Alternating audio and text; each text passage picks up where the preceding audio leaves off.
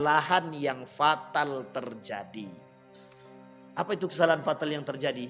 Diberinya tempat dan ruang kepada Yahudi. Semua negara-negara yang berafiliasi kepada kepada negara Israel yang ingin membangun negara Israel dengan lambang bendera yang Bapak Ibu lihat, Bapak Ibu harus paham, itu di dalam bendera ada simbol, dan simbol itulah yang menjadi penguat mereka. Dan kelak akhir simbol itu sampai ke perbatasan antara Saudi Arabia dengan negara mereka.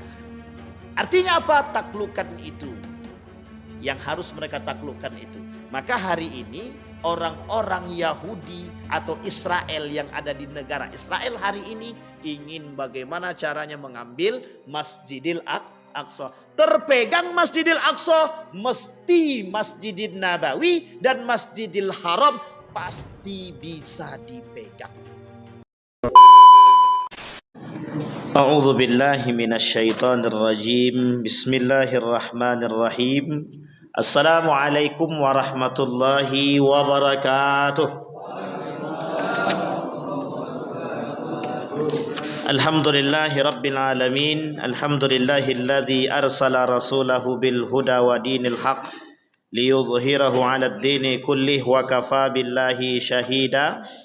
Ashhadu an la ilaha illallah wahdahu la syarikalah wa ashhadu anna Muhammadan abduhu wa rasuluh la nabiyya ba'd. Allahumma salli wa sallim wa barik ala hadzal nabiyil karim. Allahumma salli ala Muhammad wa ala ali Muhammad fil alamin innaka Hamidum Majid. Ya ayyuhan nasu taqu rabbakumul ladzi khalaqakum min nafsin wahidah wa khalaqa minha zawjaha wa batha minhuma rijalan katsiran wa nisaa'a wattaqullaha alladzi tasaaluna bihi wal arham innallaha kana 'alaikum raqiba. Wa qala Allah ta'ala ya ayyuhalladzina amanu taqullaha wa qulu qawlan sadida yuslih lakum a'malakum wa yaghfir lakum dhunubakum wa may yuti'illaha wa rasulahu faqad faza fawzan 'azima. Puji syukur kehadirat Allah atas limpahan rahmat dengan mengucapkan alhamdulillahirabbil alamin. Berselawat kepada Nabi dengan mengucapkan Allahumma salli ala Muhammad wa ala ali Muhammad fil alamin innaka Hamidum Majid. Bapak Ibu sekalian yang berbahagia, di maghrib ini mudah-mudahan Allah limpahkan rahmat dan karunia-Nya kepada kita semua. Allah jadikan kita orang-orang yang selalu bersyukur akan segala nikmat-Nya. Allah anugerahkan rumah tangga yang sakinah, mawaddah, warahmah, anak-anak yang saleh dan salihah yang selalu berada dalam ketaatan kepada Allah. Amin ya rabbal alamin. Baik Bapak Ibu sekalian yang berbahagia, malam hari ini kita akan coba tuntaskan kajian kita tentang mengapa Yahudi berprestasi. Kita ingin sampaikan poin-poin penting, tapi sebelum daripada itu kita ingin mengangkat terlebih dahulu mengapa umat-umat Yahudi itu adalah umat yang paling membenci terhadap Islam dan mengapa mereka menjadi umat yang paling bergengsi hari ini. Dan mengapa umat-umat Yahudi itu hari ini berprestasi. Poin penting yang ingin kita angkat pada malam hari ini yang harus kita pahami, apakah ada kesamaan antara Israel, Yahudi dan Zionis? Itu dulu. Yang kedua, apakah sama di dalam Al-Quran itu Bani Israel yang dulu dengan Israel yang sekarang? Nah, ini perlu kita pilah terlebih dahulu. Ternyata Bapak Ibu sekalian yang berbahagia, ini ada perbedaan yang sangat signifikan, yang sangat-sangat jauh antara Bani Israel dengan Israel. Antara Israel dengan Yahudi dan Zionis. Dan itu juga berbeda. Ternyata ini perlu kita paham. Biar kita tahu tangan-tangan yang mereka gunakan itu apa. Dan kemudian nanti akan kita coba, betulkah Al-Quran berkata bahwa Yahudi ini berprestasi dalam pandangan Al-Quran. Bukan dalam kacamata Bukan dalam kacamata ilmuwan, akademik, tapi dalam kacamata Al-Quran.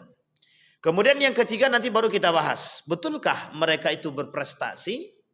Tapi kemudian apa sifat-sifat mereka sampai kok bisa mereka itu berprestasi dan apa penyebabnya? Menjadi orang-orang yang berprestasi. Baik, perbedaan Israel, Yahudi dan Zionis. Kita mulai dari perbedaan Bani Israel dengan Israel. Bani Israel nama lain daripada Israel, nama lain daripada Nabi Ya'qub alaihissalam. Tidak sama Bani Israel yang terdapat di dalam Al-Quran dengan Israel yang sekarang ada di negara Israel. Karena jaraknya jauh, 2000 tahun.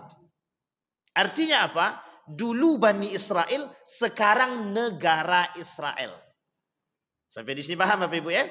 Negara Israel dan Bani Israel. Bani Israel disebutkan di dalam Al-Quran itu adalah orang-orang yang baik, yang mengikuti daripada Nabi Ya'qub alaihissalam.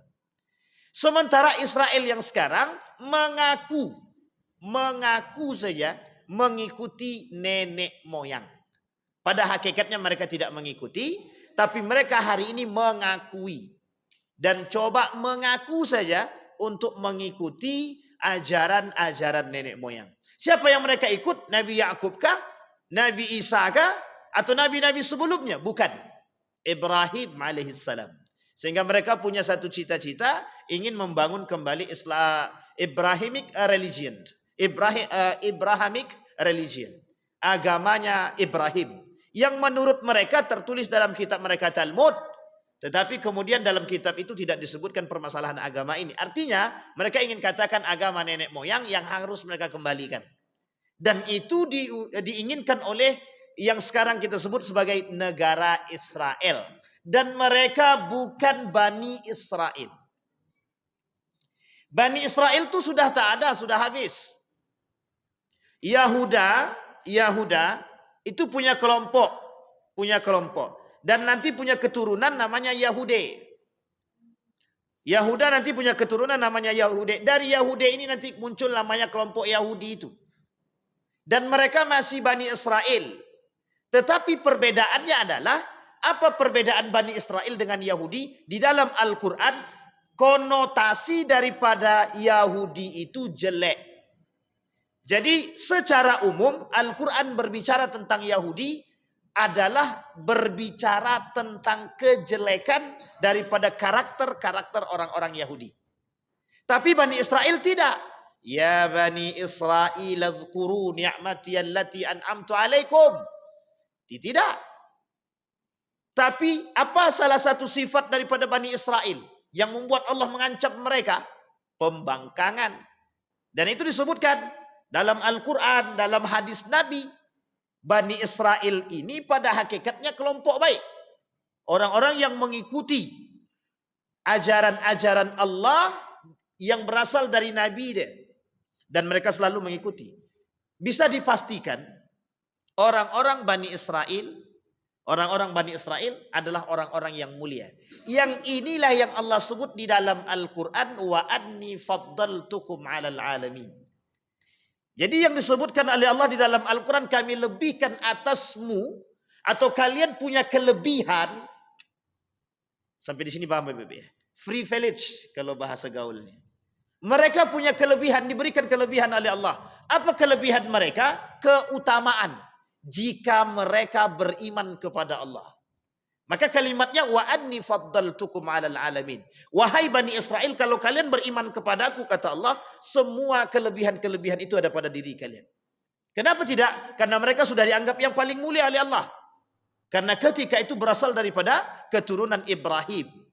Salah satu kelompok yang berada di tangan, salah satu kelompok yang memiliki banyak para nabi, Bani Israel. Bukan yang lain. Quraisy tidak.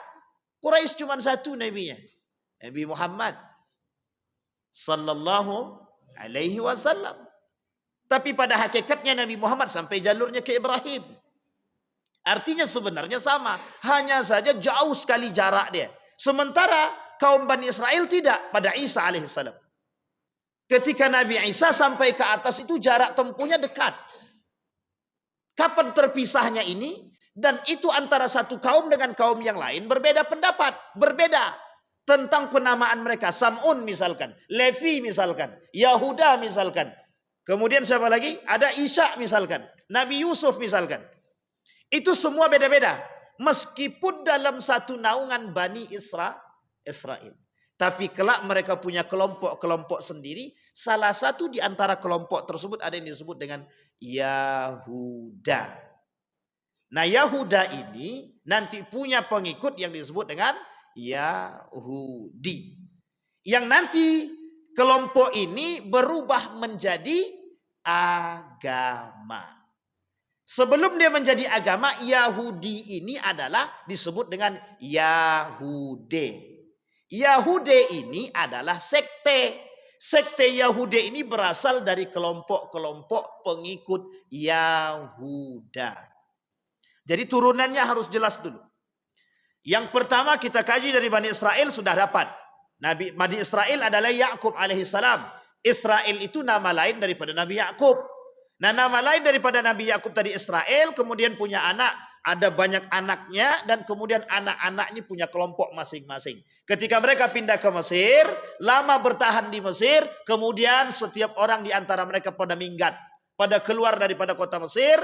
Ada yang hinggap di perbatasan, ada yang menginap di tempat lain, dan lain sebagainya, keluar dari kota Mesir. Dan mereka semua membangun satu peradaban sendiri. Termasuklah salah satunya Yahuda. Apakah Yahudi sekarang itu sama dengan Israel? Apakah Yahudi ketika itu sama dengan Israel? Sama dengan Bani Israel? Tidak. Ketika itu Yahudi itu adalah mereka pengikut agama-agama atau sekte-sekte Yahudi. Yahudi itu adalah nama lain daripada pengikut sekte Yahudi. Meskipun masih daripada garis keturunan Bani Israel. Meskipun dari garis keturunan Bani Israel. Tetapi pengkhianatan yang dilakukan oleh Yahudi atau Yahudi ini lebih banyak Allah sebutkan di dalam Al-Quran dan diancam. Maka konotasi untuk Yahudi itu jauh lebih jelek ketimbang konotasi Israel. Bani Israel punya karakter yang jelek, punya pembangkang. Bani Israel punya karakter yang jelek, punya pembantah. Punya karakter yang buruk, punya merasa paling benar, keras kepala. Itu karakter Bani Israel. Jadi kalau Bani Israel itu sudah punya nabi, di awal-awal mereka taat. Boleh lihat setiap jalur para nabi, mulai dari Nabi Yakub alaihissalam sampai ke bawah Nabi Isa. Sama. Sampai-sampai Nabi Isa mau dijadikan Tuhan. Sampai-sampai Nabi Isa mau dijadikan Tuhan. Ini urutan. Kapan mereka melakukan pembangkangan? Ketika mereka sudah bosan. Ketika mereka sudah tidak tahu lagi arah. Ketika mereka sudah merasa muak dengan kehidupan mereka. Ketika keangkuhan mereka mulai naik. Disinilah karakter-karakter kaum Bani Israel yang disebutkan di dalam Al-Quran sebagai karakter-karakter pembangkang. Sampai di sini paham ya Bapak Ibu ya? Baik. Sekarang pertanyaannya ada Zionis Ustaz. Nah, ini lain lagi ceritanya. Ini baru Bani Israel dengan Yahudi yang tertulis dalam Al-Quran. Konotasinya Bani Israel itu baik. Meskipun di antara Bani Israel itu ada yang tidak baik.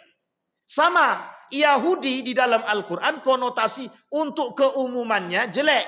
Tapi masih ada yang baik. Tapi sedikit baik, banyak buruknya. Kalau Bani Israel banyak baiknya, sedikit buruknya. Sekarang kita kembali kepada Zionis. Sebelum masuk ke Zionis, kita harus paham dulu Israel yang sekarang.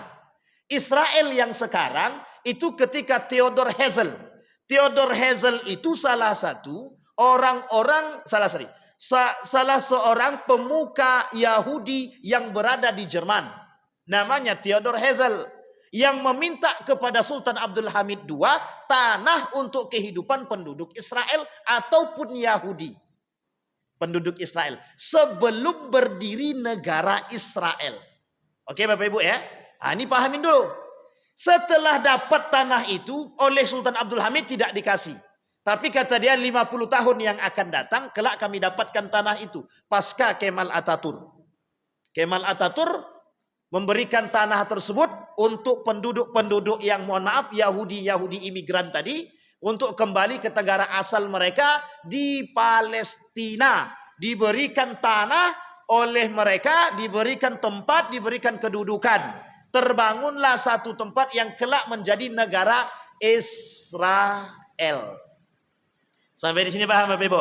Baik, negara Israel di sini bekerja sama dengan komplotan-komplotan dan sekte-sekte Yahudi yang ada di berbagai macam negara sebagai penguat negara Israel. Artinya, sebelum terbentuk negara Israel ini, sudah ada perkumpulan kaum Yahudi untuk membangun satu tempat sebagai sentral untuk tujuan dan misi mereka. Nah, jadi begitu Bapak Ibu. Jadi ini beda jauh antara Bani Israel dahulu dengan Bani Yahudi dahulu. Nanti perubahannya, terjadi juga perubahan itu pada masa, mohon maaf, terjadinya pada masa Perjanjian Lama dan Perjanjian Baru. Nah, ini bukan untuk agama kita, Kristen, yang kelak terbagi dua, ada Protestan, ada Katolik. Sebagian di antara para pengikut ini benci terhadap agama tersebut, pindah ke agama Yahudi. Disinilah kemudian peran mereka yang mengatakan mereka melihat orang-orang Yahudi, Bani Israel, dilebihkan oleh Tuhan mereka. Sehingga muncul persepsi dalam benak mereka bahwa orang-orang Israel ini orang-orang cerdas yang dilebihkan oleh Tuhan mereka. Berbondonglah mereka setelah kebencian mereka terhadap agama tadi. Berbondong-bondong mereka datang ke Yahudi dan masuk ke agama Yahudi. Apakah mereka datang ke Israel? Belum. Tapi mereka bergabung dengan beberapa sekte-sekte yang ada di Jerman, yang ada di Prancis, yang ada di Inggris, yang ada di Amerika, yang ada di Belanda, dan di beberapa tempat yang lain. Sehingga Bapak Ibu sekalian yang berbahagia, mereka punya tempat, mereka ingin membangun satu tempat sentral, yang sentral tersebut oleh mereka dahulu dalam pandangan sejarah itu punya nenek moyang kami yang harus kami ambil kembali. Itulah dia hari ini Bapak Ibu. Namanya apa? Palestina. Jadi begitu sejarahnya Bapak Ibu. Dari nama sudah berbeda. Dari nama memang boleh sama, tapi karakter sudah jauh berbeda. Salah satu sifat Yahudi di dalam Al-Quran, dia ada dua sifat. Sifat yang pertama pemberontak, sifat yang kedua materialistis. Yang pembangkang lah, yang angkuh lah, yang sombong lah, itu karakter Yahudi itu mesti. Kenapa? Nenek moyang mereka. Kita rujuk sedikit kepada nenek moyang mereka. Yahuda kurang sombong apa? Kurang angkuh apa? Kurang merasa bergengsi apa? Kurang merasa tua apa? Kurang merasa hebat apa? Dia orang pembangkang, disuruh sholat tak sholat, disuruh berdoa tak berdoa. Kalau di depan bapaknya mau, di belakang bapaknya hilang cerita. Artinya munafiknya belat, tingkat tinggi Yahuda. Karakter nenek moyangnya. Sehingga karakter nenek moyang ini turun-temurun dari generasi ke generasi. Sampai di sini paham Bapak Ibu ya. Tetapi ada satu kelebihan yang mereka miliki, pekerja keras. Yang kedua, mereka apapun akan mereka lakukan, yang penting bisa mendapatkan keuntungan bagi mereka. Ini karakter materialistis. Karakter orang materialistis itu begitu. Apapun akan mereka pegang, akan mereka dapatkan, dengan cara apapun untuk mendapatkan sesuatu. Hari ini Bapak Ibu, Yahudi itu akan melakukan apapun demi mendapatkan keinginan mereka. Hari ini apa yang tidak mereka pegang? Dunia dalam genggaman mereka. Hanya kelompok kecil yang disebut dengan secret society. Hanya disebut dengan Rothschild. Hanya beberapa orang bisa memegang dunia. Dengan jumlah 14 juta. Ada yang mengatakan 12 juta. Ada yang mengatakan 14 juta. Memegang dunia. Tapi umat muslim masih matanya tertutup. Masih pada tidur, belum pada bangun. Kalaupun sudah bangun, lah lupa diri. Nah, itulah umat muslim hari ini. Tidak sadar dia 14 juta. Mengepung ribuan juta manusia. Ratusan ribu juta manusia. Bukan ratusan ribu lagi. Sudah jutaan lagi. Tapi kemana manusianya? Biasa saja. Mereka baru bangun tidur. Jadi masih setengah sadar. Kalaupun sudah sadar, sudah ternina bobokkan dengan keadaan tadi. Nah, Bapak Ibu sekalian yang berbahagia. Perlu kita paham, perlu. Perlu kita mengerti, perlu. Kenapa? Karena kita harus tahu silsilah itu agar kita bisa membedakan. Jangan sampai semua yang terdahulu kita katakan salah. Nabi Yakub, Bani Israel salah. Oh tidak, Israel yang sekarang tak sama dengan Bani Israel. Yahudi yang sekarang tidak sama dengan Yahudi yang dikatakan oleh Al-Quran. Hanya saja karakter-karakternya hampir mirip. Bahkan sekarang lebih berbahaya. Baik Bapak Ibu sekalian yang berbahagia. Sekarang kembali kepada pemahaman Al-Quran. Tentang Yahudi tadi, konotasinya jelek, buruk. Kenapa? Karena pembangkangan, karena materialistis tadi, sifat karakter mereka yang selalu ingin merubah dunia dengan cara mereka tanpa mau mengikuti ajaran-ajaran yang sudah dibawa oleh nenek moyang mereka. Termasuk para nabi yang datang kepada mereka. Waktu itu. Sekarang ada negara Israel yang dibawa oleh Theodor Herzl ketika itu untuk membangun kembali negara Israel di Palestina sudah terbukti, sudah terjadi pasca runtuhnya Turki Utsmani. Sampai di sini paham Bapak Ibu ya? Pasca runtuhnya Turki Utsmani. Mereka sudah punya tanah. Disitulah Bapak Ibu sekalian yang berbahagia, kesalahan yang fatal terjadi. Apa itu kesalahan fatal yang terjadi? Diberinya tempat dan ruang kepada Yahudi. Semua negara-negara yang berafiliasi kepada kepada negara Israel yang ingin membangun negara Israel dengan lambang bendera yang Bapak Ibu lihat, Bapak Ibu harus paham. Itu di dalam bendera ada simbol. Dan simbol itulah yang menjadi penguat mereka. Dan kelak akhir simbol itu sampai ke perbatasan antara Saudi Arabia dengan negara mereka. Artinya apa? Taklukkan itu. Yang harus mereka taklukkan itu. Maka hari ini orang-orang Yahudi atau Israel yang ada di negara Israel hari ini ingin bagaimana caranya mengambil Masjidil Aqsa. Terpegang Masjidil Aqsa, mesti Masjidil Nabawi dan Masjidil Haram pasti bisa dipegang. Jadi Bapak Ibu cek dulu gambarnya. Saya terlupa bawa apa tadi, proyektor. Mau saya tampilkan tapi lupa saya bawa proyektornya. Dan itu di dalam rambang itu mereka sebutkan. Salah satu program yang mereka bangun ketika Theodor Herzl itu membangun negara, apa mereka sebutkan? New World Order. Tatanan negara baru. Maksudnya apa? Hari ini yang memegang kekuasaan bukan Muslim, bukan negara Timur Tengah, tapi yang memegang tampuk kekuasaan hari ini adalah Yahudi. Nah, sekarang kita klasifikasi. Israel itu negara. Hari ini Israel itu negara. Bukan Bani Israel. Oke Bapak Ibu ya. Bani Israel sudah tidak ada. Sudah dihabisin. Masih ingat ya ceritanya Bapak Ibu ya. Sudah dihabisin. Ini kemudian negara Israel. Yahudi, orang-orang yang mengikut agama Yahudi.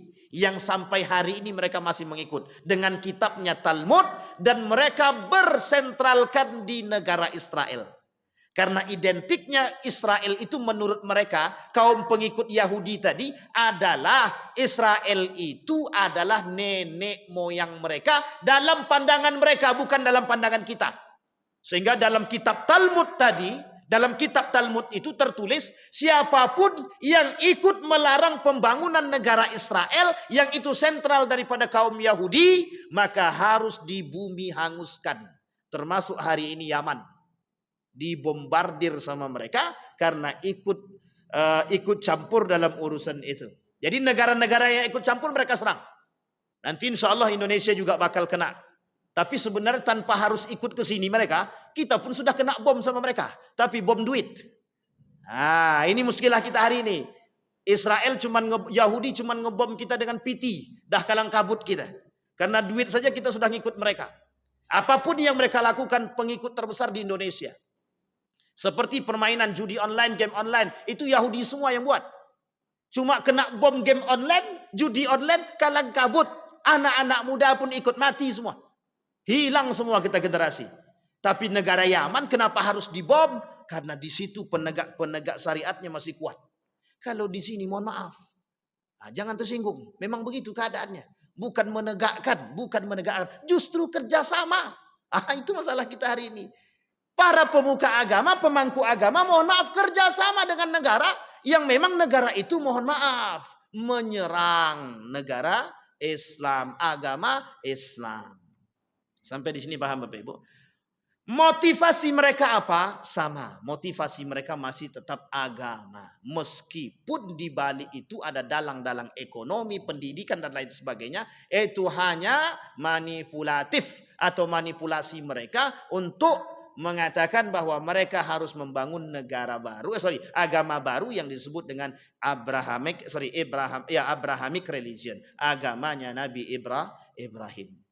Baik, sampai di sini paham Bapak Ibu? Sekarang Zionisme pusat. Oke, Zionis itu atau Zionisme gerakan yang dibangun oleh kelompok Yahudi. Namanya gerakan. Harokah, gerakan yang dibangun oleh kelompok Yahudi untuk memperlancar gerakan-gerakan mereka apapun itu. Terutama di dalam bidang kemiliteran. Itu Prabowo pernah katakan itu. Kata Prabowo itu yang paling berbahaya katanya. Nah, itu harus kita cari tahu Bapak Ibu. 2025 Asia Pacific Rebalance. Itu ada permainan-permainan militer di Asia. Dan itu termasuk kita juga harus ikut campur.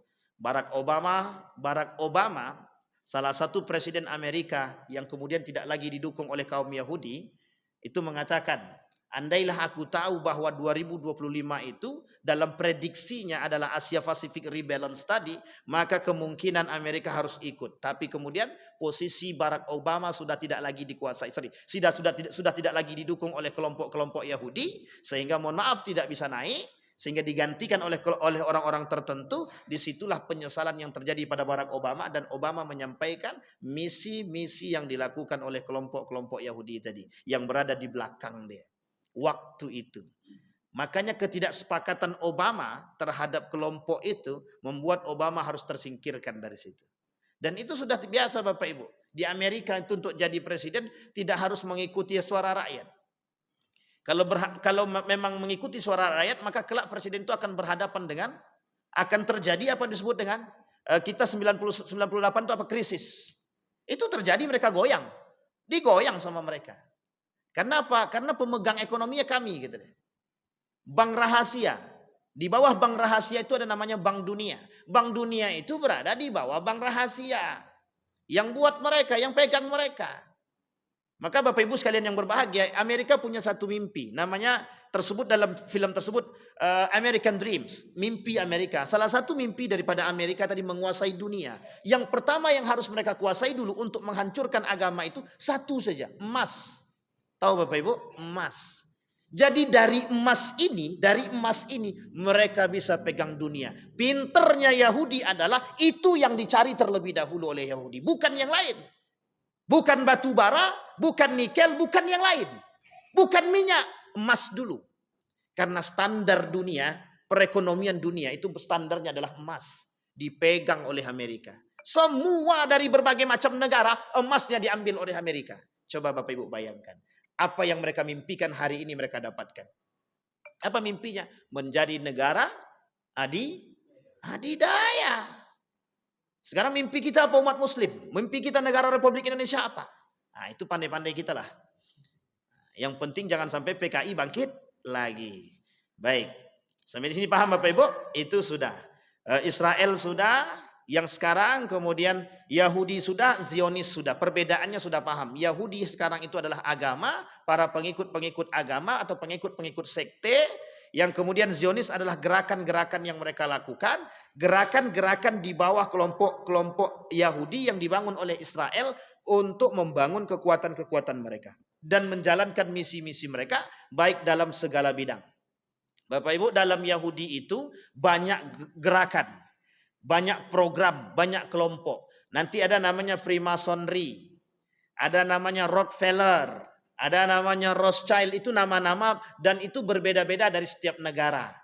Ada yang di Amerika, ada yang di Jerman, ada yang di Belanda, ada yang ini dan lain sebagainya. Dalam buku The Invisible Hand, dalam buku Invisible Hand itu tertulis semua Bapak Ibu tentang program-program mereka. Dalam buku Ensiklopedia Yahudi sama. Sekarang kita masuk poin kita yang kedua Bapak Ibu. Apakah mereka itu yang disebutkan oleh Al-Quran? Bukan.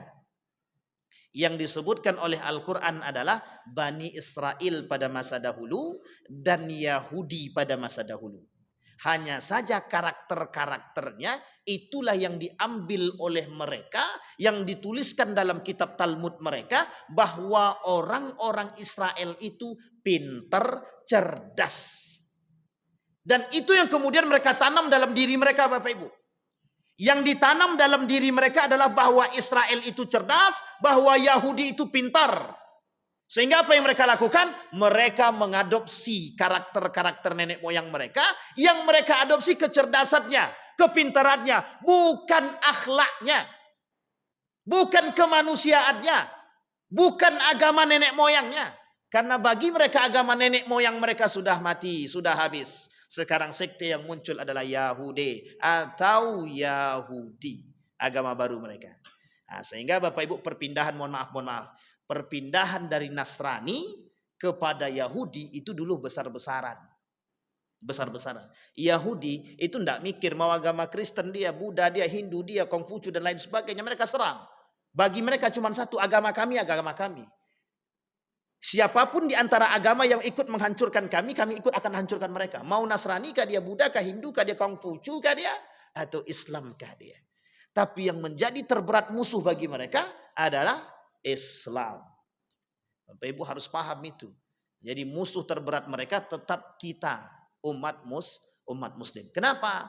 Karena di dalam agama Islam ada satu seruan yang tidak dimiliki oleh agama lain. Jihad.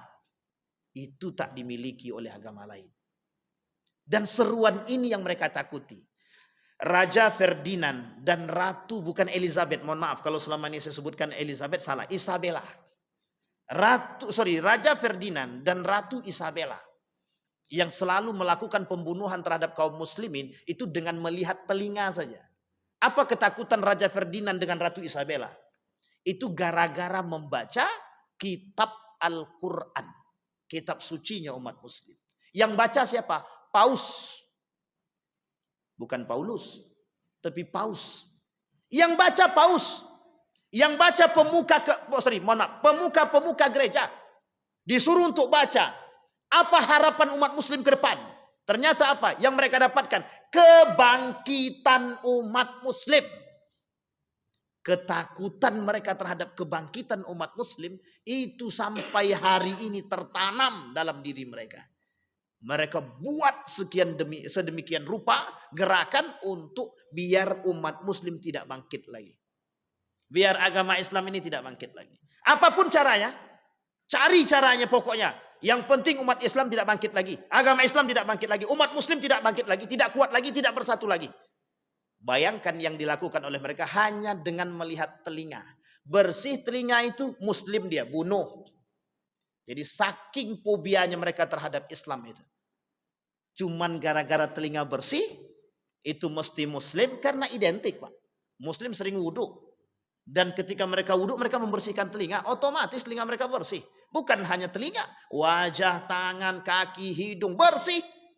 Dihabisi, Pak. Dihabisi. Dibunuh semua, Bapak Ibu. Apakah itu beragamakan Yahudi? Bukan. Bukan. Jadi kita ini diapit oleh berbagai, mohon maaf, kita ini diapit oleh beberapa agama. Termasuk salah satunya Nasrani. Yang kita mohon maaf, jangan terlalu mudah memberikan ruang untuk bersahabat dengan para pengkhianat. Karena memang pada hakikatnya mereka pengkhianat. Kurang pengkhianat apa? Bani Israel dulu pengkhianat. Yahudi pengkhianat. Sampai mohon maaf, nabi mereka mau dijadikan Tuhan. Itu kurang pengkhianat apa? Apalagi sekarang.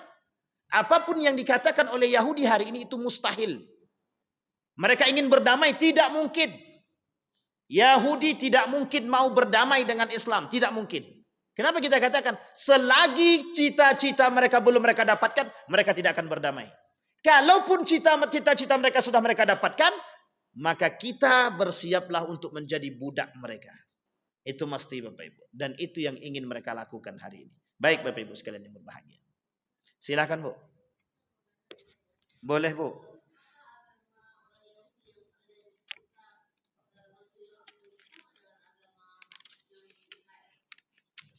Agama Yahudi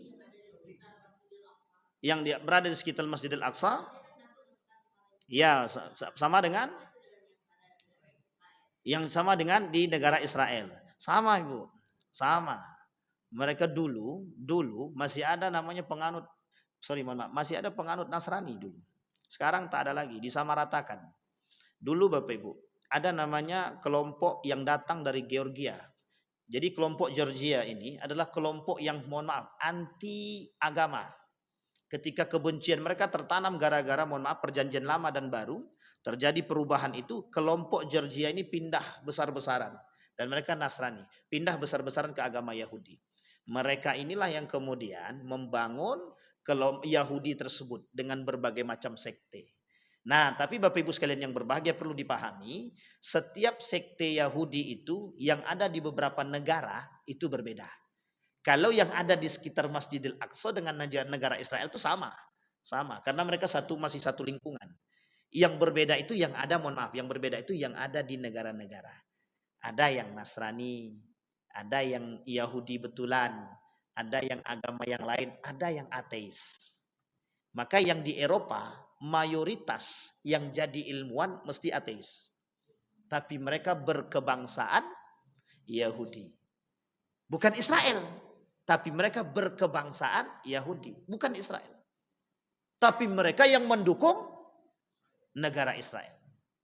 Kita ambil contoh Bapak Ibu, Albert Einstein. Itu siapa dia? Orang Yahudi. Yang dipuja-puja oleh siapa? Salah satu manipulasi sejarah, salah satu distorsi sejarah yang dilakukan oleh kaum Yahudi adalah ketika Albert Einstein ini diakui sebagai manusia yang paling cerdas di muka bumi. Namanya Albert Einstein. Siapa dia? Yahudi. Nah, nanti ini kita masuk poin selanjutnya Bapak Ibu. Poin selanjutnya, mengapa mereka berprestasi? Ini dia poinnya Bapak Ibu. Yang ini Bapak Ibu kita perlu contoh. Kita perlu contoh mengapa mereka berprestasi, tapi yang dicontoh adalah yang baik-baiknya saja. Yang buruk-buruk jangan dicontoh. Dan sebenarnya yang mereka lakukan, yang mereka lakukan sudah dianjurkan dan diajak oleh Islam yang tertulis dalam Al-Quran. Kita ambil Bapak Ibu yang pertama. Tapi sebelum ke situ Bapak Ibu, mengapa mereka berprestasi? Alasan pertama adalah rasa sakit hati. Alasan pertama rasa sakit hati. 1429 kalau saya tak salah. Itu runtuh Andalusia. 1029 Granada. Bapak Ibu tahu ya, ini raja kerajaan Islam semua yang direbut sama mereka. Kelemahan Islam nampak ketika runtuhnya daulah Islamnya, kerajaan Islam. Tapi siapa yang punya peran menghancurkan itu? Agama-agama tertentu, campur tangan. Bayangkan Bapak Ibu, Nasrani dan Yahudi jarang bersama. Tapi untuk menghancurkan Islam mereka perlu kerjasama. Kenapa perlu kerjasama? Karena kalau sendiri dia menghancurkan Islam tidak akan bisa. Makanya hari ini Bapak Ibu mohon maaf, Yahudi dan Nasrani tampak bekerja sama meskipun di belakangnya mereka berantem. Nampaknya saja kerjasama. Tapi pada hakikatnya mereka tidak kerjasama. Hanya untuk menghancurkan Islam. Ntar kalau sudah Islam hancur, baru urusan mereka sama mereka berantem. Begitu. Tapi begitulah keadaan. Ya, baik. Sekarang Bapak Ibu sekalian yang berbahagia, apa yang menjadi mengapa Yahudi ini berprestasi?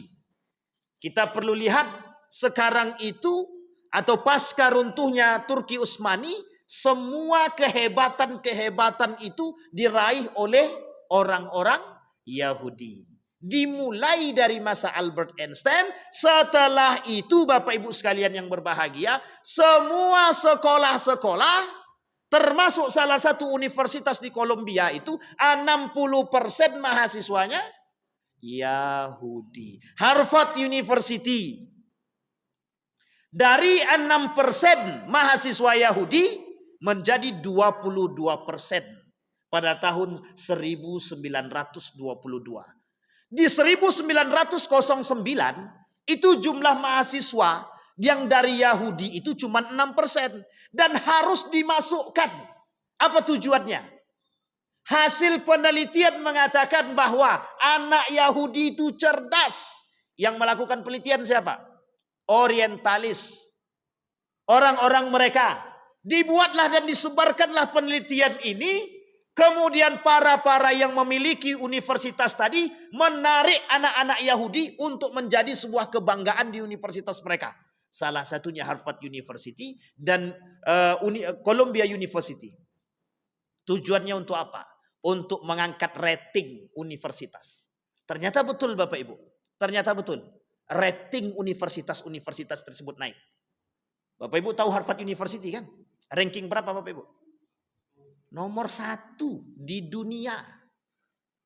Sekarang yang banyak bisa masuk di situ anak-anak Yahudi. Sekarang pertanyaan saya, ada anak Indonesia yang masuk? Ada, 1, 2, 3. Yang paling banyak siapa? Yang anak-anak Indonesia yang masuk sana Muslim apa non-Muslim? Pandai-pandailah. Sampai sini paham Bapak Ibu? Baik. Nah sekarang apa masalahnya? Mengapa mereka kok dikatakan oleh dunia berprestasi sementara Al-Quran mengatakan bukan mereka yang dikatakan berprestasi? Tapi adakah konotasinya? Ada. Nanti kita lihat konotasinya Bapak Ibu. Yang pertama, orang tua mereka punya peran memaksakan anaknya wajib baca buku. Itu yang pertama. Sehingga muncul satu pernyataan, membaca buku itu jendela peradaban. Tahu ya Bapak Ibu ya? Membaca buku adalah jendela peradaban. Coba Bapak Ibu bayangkan. Yang ditekankan kepada mereka adalah baca buku. Kecil anak tuh sudah mulai dia dibacain bukunya. Ketika masih bayi orang tuanya yang bacakan. Orang tuanya yang sering bacakan. Yang dibacakan apa? Sejarah. Yang telah mereka tipu. Yang telah mereka manipulasi. Yang telah mereka distorsi. Saya punya buku judulnya Distorsi Sejarah. Oleh Yahudi. Oh itu ternyata setelah saya baca, Masya Allah. Banyak sekali sejarah-sejarah yang mereka lakukan, yang mereka manipulasi. Yang mereka tipu, yang mereka rusak, yang mereka rubah. Yang pertama, gemar membaca, peran orang tua untuk menekankan anaknya. Sehingga Bapak Ibu, itu apapun bukunya wajib diadakan. Harus ada bukunya. Dan yang paling mereka tekankan dua. Nomor 2, yang mereka tekankan kepada anak itu mendengarkan musik. Dan kemudian cinta kepada matematika. Coba Bapak Ibu bayangkan. Maka pemegang olimpiade tadi siapa? Rata-rata orang-orang Yahudi. Pemegang olimpiade matematika. Alhamdulillah ada anak Indonesia. Tapi mohon maaf anak Indonesia itu bukan muslim. Siapa mereka? Non-Muslim. Mestilah kalau bukan Muslim, mesti non-Muslim kan? Itu. Baik. Kemudian mereka diajarkan solidaritas dan kedermawanan. Judul bukunya Yahudi. Mengapa mereka berprestasi? Kiai Haji Toto Tasmara. Boleh Bapak Ibu cari di Google. Sudah banyak di Shopee. Kalau tak pandai cari Shopee, atau usah baca lagi. Baik, solidaritas dan kedermawanan mereka ajarkan. Artinya apa? Perbanyak kawan. Perbanyak kawan. Biar apa? Biar tahu. Bukan tanpa tujuan. Tahu tujuannya apa? Bagaimana mempelajari karakter-karakter orang yang tadi mereka kenal. Coba diajarin semua. Sekarang pertanyaan saya. Yang pertama, membaca. Apa itu ajaran Islam atau bukan? Iqra. Nomor 1 Bapak Ibu. Ayat pertama kali turun. Kita, apa yang mau kita ikhra sekarang? Dengan buku saja kita takut. Baca buku ini nak, jangankan baca buku ya. Baca SWA aja tak mau saya lagi. Nah, coba Bapak Ibu bayangkan. Anak-anak kita mohon maaf tak mau baca. Mahasiswa sekarang nih, mau jujur-jujuran kita mahasiswa sekarang nih. Kalau bisa copy paste, kalau bisa laptop tuh kerja sendiri. Membuat artikel sendiri, makalah sendiri. Kalau perlu dosen itu yang buatkan. Selesai urusan. Itulah kami bayar-bayarlah Ustaz. Bayangkan Bapak Ibu. Ada mahasiswa minta buatkan tugas kuliahnya sama saya. Belum pernah ditendang mahasiswa ini. Bayangkan Bapak Ibu, mahasiswa minta buat artikel sama dosennya sendiri. Apa jawaban mahasiswa tadi? Apa kata mahasiswa? Pak Ustaz, Bapak, kita tidak usah lagi tugas-tugasan dan tidak usah lagi pakai tulisan-tulisan. Terus apa yang kalian mau? Yang kami mau kita buat video aja, Ustaz. Video apa? Pokoknya terserah kami lah. La ilaha illallah. Itu mahasiswa zaman sekarang. Coba baik, disuruh baca buku tak mau. Dulu Bapak Ibu Yogyakarta itu kota pendidikan. Setiap sudut Bapak Ibu akan lihat mahasiswa bawa buku. Setiap sudut. Bapak Ibu pergi ke Jepang. Setiap stasiun kereta api orang duduk ngapain? Baca buku. Coba Indonesia, setiap sudut buku ngapain? Setiap sudut mereka ngapain? Megang HP. Ngapain? Ya baca buku juga. Baca buku di HP. Mungkinkah tingkat kita jauh kalahnya dengan Malaysia? Jauh kalahnya dengan Malaysia. Harus kita akui, Indonesia tingkat membacanya jauh lebih rendah daripada Malaysia. Itu harus diakui Bapak Ibu. Kemudian mengarahkan anak dalam Al-Quran ada? Ada dalam Al-Quran? Ada. Kurang apa? Ku anfusakum wa ahlikum naro. Jaga anakmu dari api neraka. Artinya apa? Adibu auladakum. Ajarkan anakmu beradab, berakhlak. Itu yang ngomong siapa? Al-Quran. Mereka sudah ada. Solidaritas. Ukhuwah Islamiyah. Kedermawanan. As-sadaqah. Zakat. Lebih banyak Islam. Sedekah, zakat, apa lagi? Hibah, infak, semua ada di situ. Wakaf. Nah, sekarang mereka yang buat. Padahal dalam agama kita sudah diajarkan. Kemudian tata cara ibadah mereka ajarkan. Anak-anak Yahudi itu Bapak Ibu. Alah berbunyi pula. Itu tandalah habis tuh. Habis ini sudah. Ada sedikit lagi? Oke, sedikit lagi. Tata cara ibadah. Bayangkan anak-anak Yahudi ternyata dalam ibadah, masalah ibadah tidak ada namanya urusan tunda menunda. Tidak ada. Sampai yang dibaca oleh mereka itu Al-Quran. Jadi kenapa mereka lebih tahu masa depan? Karena yang mereka baca adalah Al-Quran. Kenapa orang-orang Muslim tidak mengetahui padahal di dalam Al-Quran sudah ada tentang kiamat. Jangan salah Bapak Ibu, yang buat film kiamat itu yang di Amerika, itu orang Yahudi. Asli Yahudi. Yang di sono, yang di Amerika, bukan di Israel. Dia tahu. Dia baca buku. Kalau dalam bahasa Indonesia itu akhir masa, judul bukunya kalau saya tak salah akhir masa. Itu dia baca. Kenapa kita tak baca? Padahal dalam Al-Quran sudah jelas tentang hari kiamat sudah ada. Artinya apa? Ketika mereka membaca buku tadi, itu bagaimana merealisasikan apa yang mereka baca. Merealisasikan apa yang mereka baca. Kalau kita apa yang kita baca, itu yang kita lupa. Karena apa yang kita baca, tak tahu lagi kita mau baca apa setelah itu kan. Atau yang tadi kita baca, kita lupa. Baik Bapak Ibu sekalian yang berbahagia. Kemudian, mereka anak-anak itu tidak boleh menunda ibadah. Itu tidak boleh. Orang-orang Yahudi itu dalam masalah ibadah, itu sangat ditekankan kepada mereka. Bahkan memang tujuan mereka adalah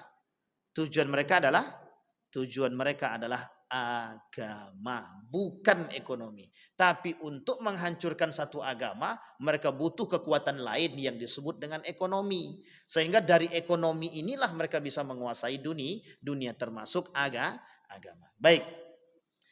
Kemudian membiasakan berdoa. Dah disebutkan oleh Allah dalam Al-Quran. Apa kata Allah dalam Al-Quran? Udu'uni astajib lakum. Yang buat siapa? Yang mengajarkan siapa? Yang mengamalkan siapa? Kita baru berdoa, ya Allah, kayakan aku ya Allah. Habis itu dia lupa. Habis itu dia ragu dengan Allah. Ini mereka tidak. Anak-anak Yahudi tidak. Orang-orang Yahudi tidak. Maka mohon maaf Bapak Ibu, salah satu kebiasaan orang-orang Yahudi itu bangun di tengah malam jam 3. Ngapain? Mandi. Habis mandi ngapain? Baca. Umat Muslim, harusnya siapa yang bangun tengah malam itu? Yang sholat tahajud itu siapa? Maka mohon maaf, dalam buku rahasia tahajud itu, dahsyatnya tahajud tadi, orang yang rajin sholat tahajud, itu mesti otaknya cerdas itu. Orang yang rajin baca Quran, itu IQ-nya naik itu. Tingkat kecerdasannya naik. Apalagi dia hafal Quran. Makin tinggi IQ dia. Sampai sini Bapak Ibu. Yang tidak bisa dilakukan penelitian oleh para kaum orientalis Yahudi dan ateis tadi terhadap anak-anak yang tidak, mohon maaf, yang memiliki kekurangan, tapi mereka bisa menghafal Al-Quran 30 juz, itu kemudian mereka katakan kemukjizatan yang tiada tanding. Kemukjizatan yang tiada tanding. Siapa yang mengatakan? Orientalis, peneliti dari Eropa yang berasal dari kaum Yahudi. Ketakutan mereka terhadap anak-anak penghafal Quran dimulai dari sejak itu. Saking takutnya mereka dengan anak-anak Palestina, maka yang mereka bakar bukan buku, Al-Quran. Maka Bapak Ibu, kalau kita memberikan bantuan Al-Quran, habis. Al-Quran itu habis, kita pun habis. Tidak boleh memberikan Al-Quran kepada mereka. Alhamdulillah mereka sudah hafal Quran terlebih dahulu. Maka bahasa mereka adalah, para syekh dari Palestina itu, Al-Quran fi qulubina. Al-Quran itu sudah di hati kami, katanya. Bapak Ibu sekalian yang berbahagia, sekarang sedikit kita, sebelum kita tutup Bapak Ibu, apa prestasinya orang Yahudi? Karya cipta yang mengubah dunia. Hari ini yang mengubah dunia memang bukan orang-orang Muslim. Kapan itu? Pasca Renaissance. Tahu Bapak Ibu ya? Renaissance ya. Kebangkitan tatanan dunia baru setelah Islam. Atau pasca runtuhnya Turki Utsmani. Disitulah bahasa Arab dirubah menjadi bahasa Inggris. Bahasa dunia. Disitulah mereka punya program untuk menyahudikan dunia. Yang kedua, hadiah Nobel untuk organisasi. Tak usah kita tutup mata. Memang mereka lebih banyak mendapatkannya. Dan itu memang tujuan mereka. Pimpinan puncak Federal Reserve Amerika. Siapa? Federal Reserve itu apa Bapak Ibu? Federal Reserve itu apa? FDR. Organisasi terbesar, kelompok terbesar. Punya siapa? Yahudi Bapak Ibu. Pemegang bank dunia. Baik. Pimpinan perusahaan konglomerat Amerika. Rothschild Bapak Ibu. Rockefeller. Siapa? Yahudi. Media informasi di Amerika, siapa pemegangnya? Yahudi. Tertulis dalam buku siapa? Ahmad Mansur Surya Negara. Baca buku itu Bapak Ibu. Judul bukunya Api Sejarah. Ahmad Mansur Surya Negara. Jadi kalau kita malas baca, tak tahu ada. Tapi kalau rajin kita baca mesti tahu. Di sini Bapak Ibu yang ingin saya sampaikan, jangan pernah memberi ruang kepada kaum Yahudi. Jangan pernah punya rasa belas kasihan kepada Yahudi.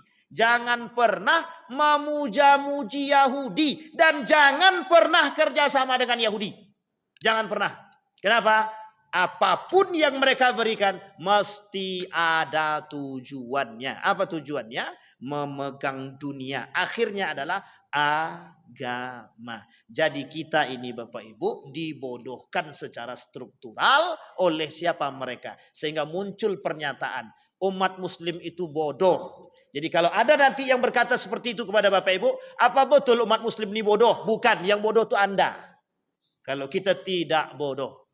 Kenapa kita katakan demikian? Wajib kita mengatakan bahwa kita ini cerdas. Di hadapan siapa? Di hadapan orang-orang yang non-Muslim. Saya kira itu saja, mudah-mudahan bermanfaat bagi kita semua Bapak Ibu sekalian yang berbahagia. Mudah-mudahan bisa menjadi pandangan bagi kita agar kita bisa mendapatkan acuan untuk mohon maaf apa yang diajarkan oleh Yahudi itu juga yang sudah diajarkan oleh kitab suci kita. Maka kembalilah kepada Al-Quran biar kita tahu jalan terang kita untuk menjadi manusia yang baik di hadapan Allah dan cerdas. Wattaqullaha wa yu'allimukumullah. Bertakwalah kalian kepada Allah, bertakwalah kalian kepada aku, kata Allah, niscaya akan aku cerdaskan. Iqra bismi rabbikal ladzi khalaq. Bacalah dengan menyebut nama Tuhanmu. Fa'tabiru ya ulil absar la'allakum tuflihun. Assalamualaikum warahmatullahi wabarakatuh.